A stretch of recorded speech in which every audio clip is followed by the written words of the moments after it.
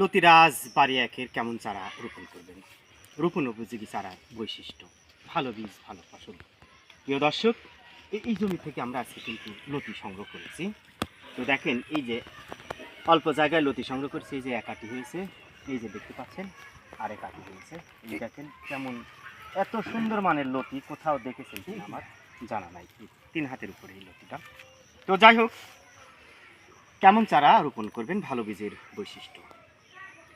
ভালো বীজের লতিরাজ বাড়ি একের ক্ষেত্রে ভালো বীজের প্রথম বৈশিষ্ট্য হলো এই চারাগুলো লতির মাথা থেকে উৎপাদন করা হবে।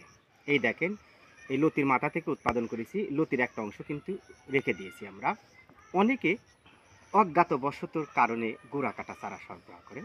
সাবধান, গোড়া কাটা চারা রোপণ করবেন না, নিজের বিপদ নিজে ডাকবেন না।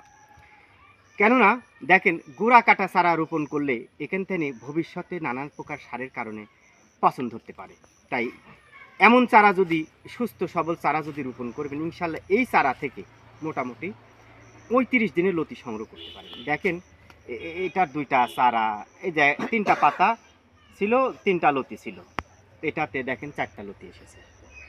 তো যারা লতিরাজ বাড়ি এক চাষ করতে চান, অরিজিনাল বীজ ফুল পোয়া বা চারা পেতে চান, আমাদের সাথে যোগাযোগ করবেন।